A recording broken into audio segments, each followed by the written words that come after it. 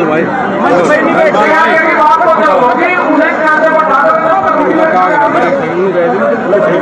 यहाँ बैठो जिसके मोर्चे पर नहीं आए उसका वोट यहाँ नहीं आओगे।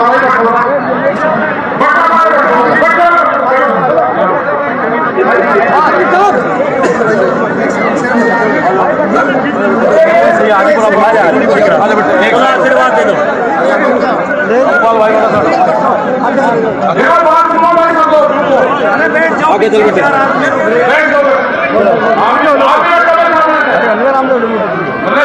कपिल भाई 1 मिनट पीछे एक मिनट आप खड़ी खड़ी होगी बोल तो नहीं यार क्यों करे खड़ी से यहाँ बैठ जाएगी खड़ी करे हाँ ये तो बैठो नीचे जाओ। ये वो राजनीति में ठीक हो जाती है ना, इनको को यहाँ को गए में रखती, फिर वहाँ को गए में रखती, फिर वहाँ रखती और उसकी आगे से भगवती के खेत पर उनको तुको लिख दिखाते हैं। हमारे बड़े ऐसे भीड़ में बैठ जाए सारे के सारे वे एक काम दिखाओ मानवा 4 केस दिखाओ गाड़ियाँ तो काम की बात सुन लो। सभी का धन्यवाद। जय हिंद जय भारत। इसके साथ में शुरुआत हम करते हैं। ये जो दिल्ली के जो मामले हुए और 13 महीने दिल्ली में आंदोलन चला उसमें सभी लोगों का देश का सहयोग हुआ।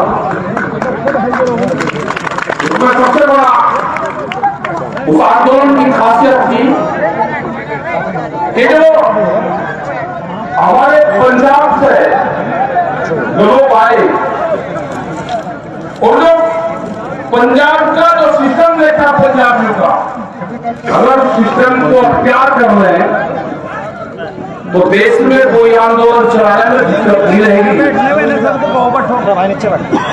काम की सुनो बात काम की अंदर भी सीख रहे हैं नहीं।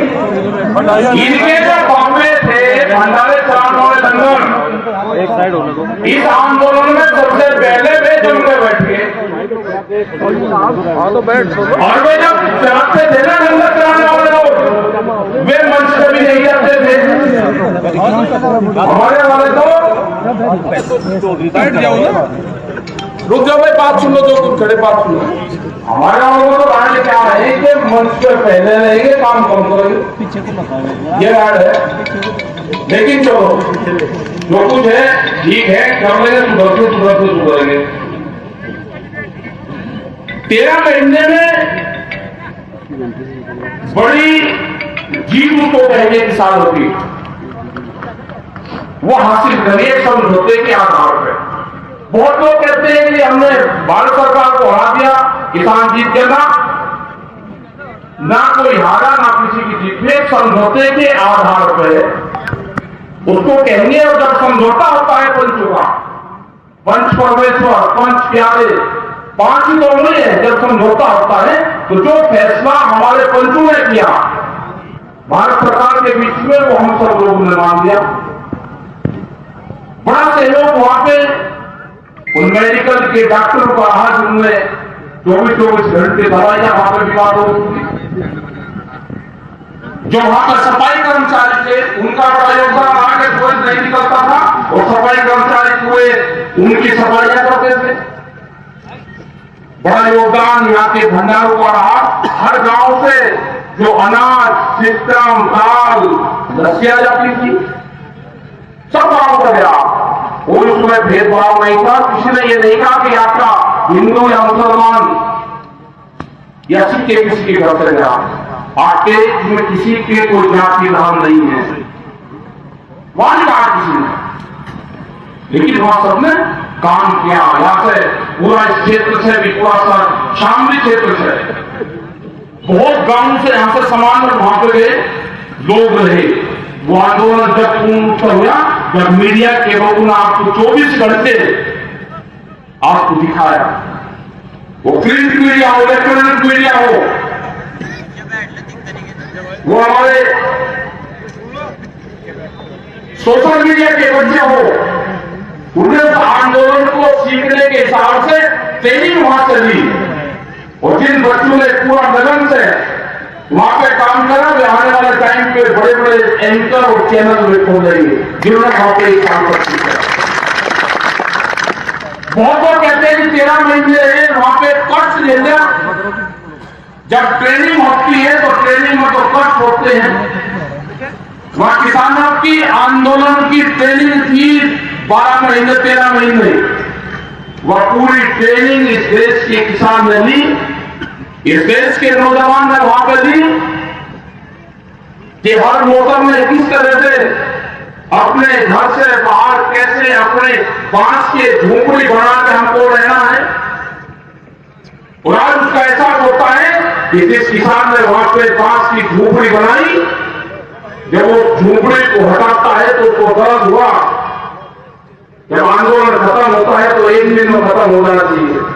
जब कोई पॉलिटिकल मीटिंग होती है तो 3 बजे लोग चलने लगते हैं, लेकिन वो दुनिया का एक पहला इस तरह का आंदोलन है कि आंदोलन की समाप्ति तो 19 तारीख को हो गई थी, जब प्रधानमंत्री जी ने एक बड़ी घोषणा की, लेकिन उसके बाद में भी लोग गए नहीं।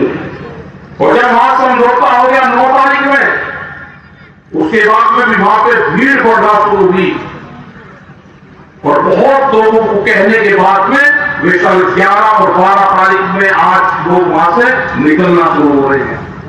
उनको डर एक चीज का रहेगा हमेशा कि जहां पे हम एक साथ रहे, जिस गांव में हम एक साथ रहे, उस गांव की हमेशा याद आएगी। वो आंदोलन के गांव, वे विचारधारा से अलग अलग भाषाओं के लोग, मैं उनको दोबारा कहा जाएगी। लेकिन खुशी इस बात की है कि 1 साल की उनकी ट्रेनिंग पूरी हुई है। जिन लोगों ने उसमें 25 से 30-40 लाख लोगों ने वहां पर हिस्सा लिया होगा आंदोलनों में, जो फिजिकल रूप से वहां पर आए होंगे आंदोलन में, क्योंकि 25 लाख के आसपास तो 26 जनवरी में थे, 4 लाख ट्रैक्टर थे साइड में।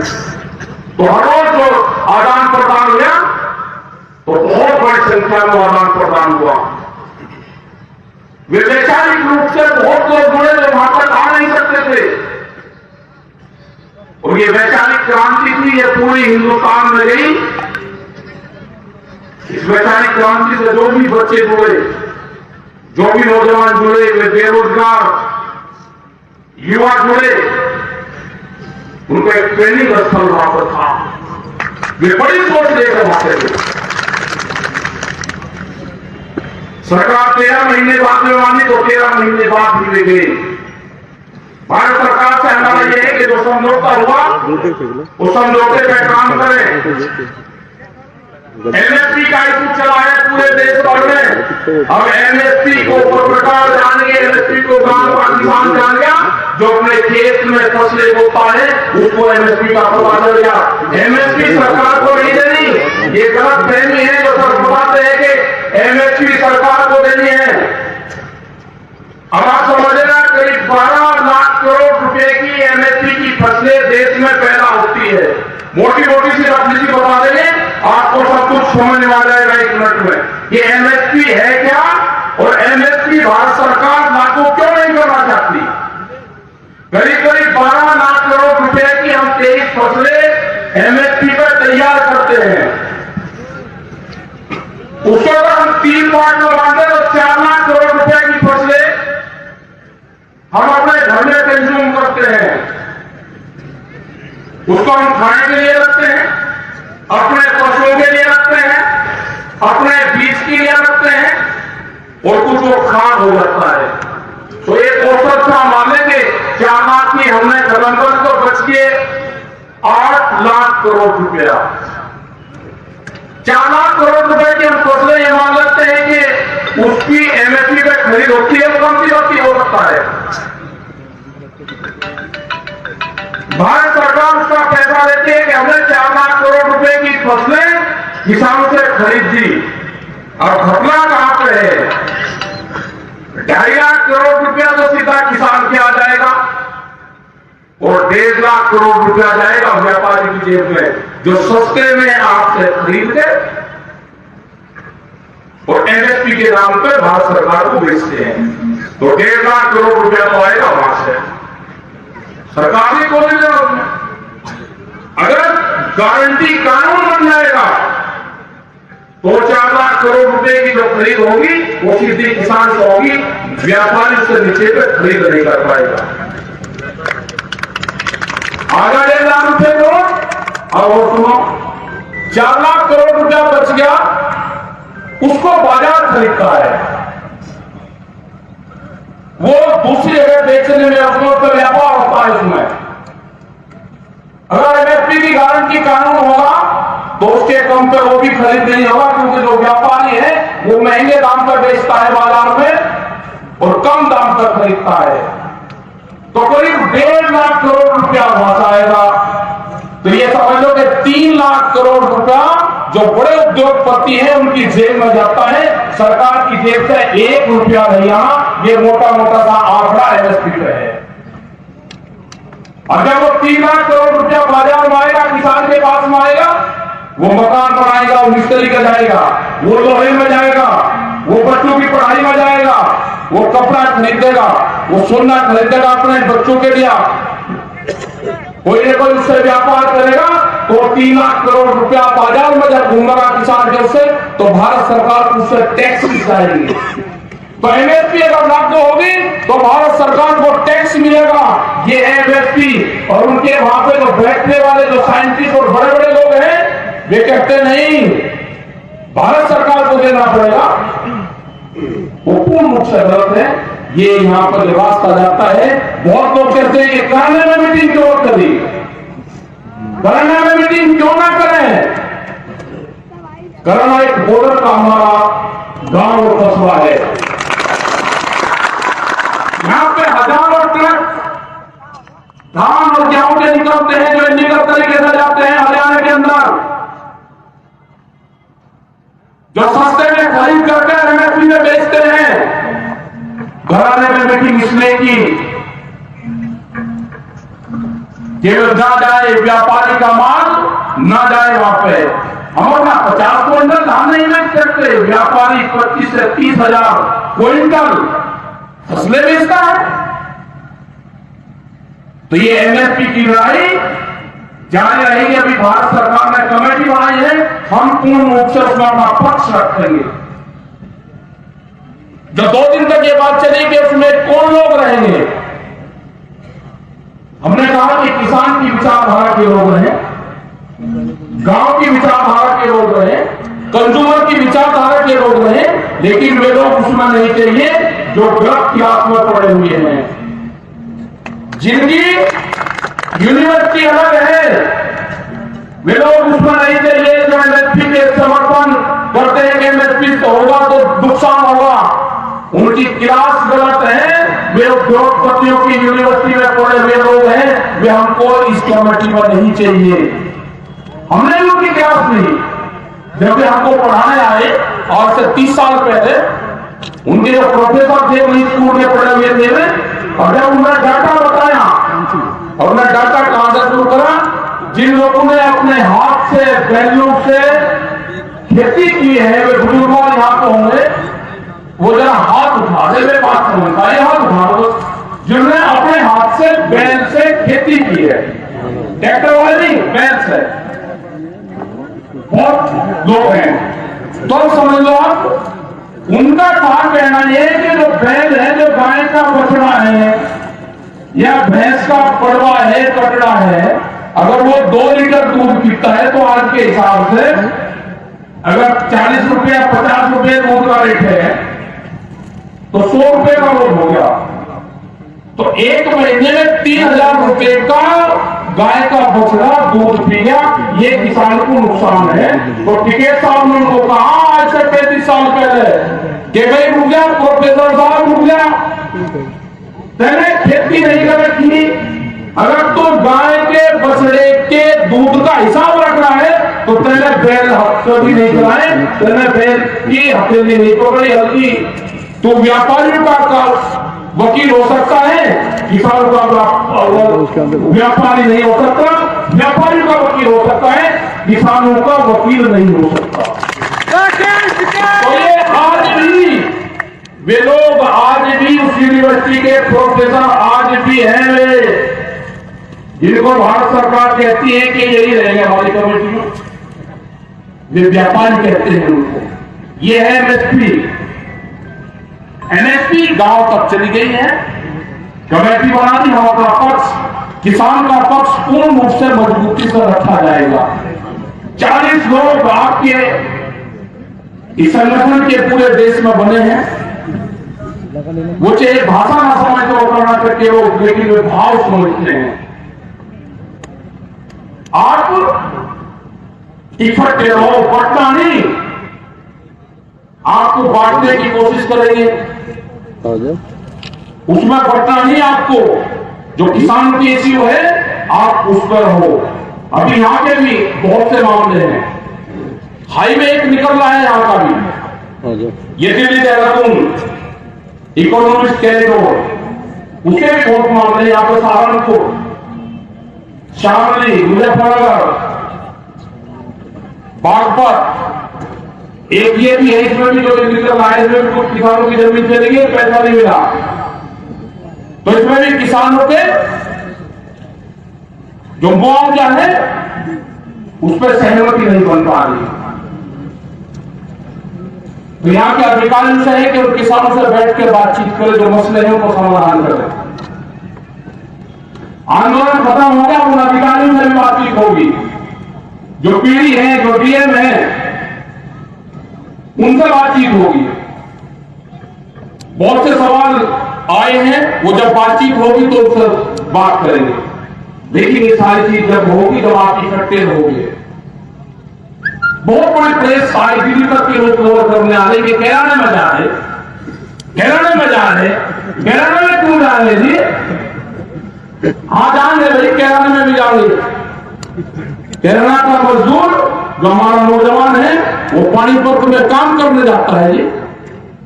जो हमारे यहाँ के बच्चे हैं पानीपत में काम करने जाते हैं, वे इंडस्ट्री यहाँ पे भी लग जाए, कैराने में इसलिए जा रहे,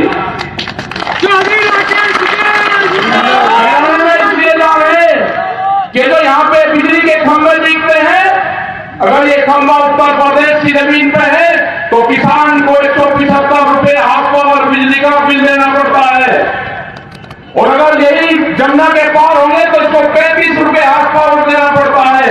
कैराना में जाएंगे, उत्तर प्रदेश सरकार को बताएंगे कि बिजली के रेट हरियाणा के बराबर करो।